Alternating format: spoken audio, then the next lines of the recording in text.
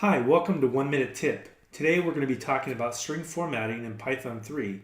Here is a Colab notebook with 3 string formatting styles. First, there's string concatenation. We can take a look at that. You can see that there's a variable, there's a print statement, and there's a time it. Let's go through and run that. You can see they're just 2 strings added together.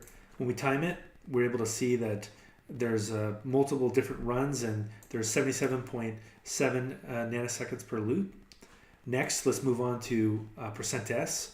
Again, we have the same string.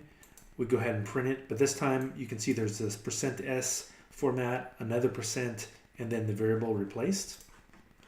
We go through and time it. We can see that it also is able to run many different times, and we can actually get the best of 3. You can see that it's 170 nanoseconds. And now if we move down to the last one, f strings, we're able to, again, create a string, print a statement here. But in this case, it's much more succinct. We have just brackets and a variable.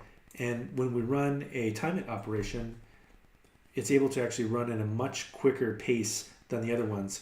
In this case, it's only 11.4 nanoseconds. So the conclusion is f strings are more clear, it's less code, and they have much better performance. So stick with f strings in Python 3. Thank you so much for listening to a 1 Minute Tip. Talk to you later.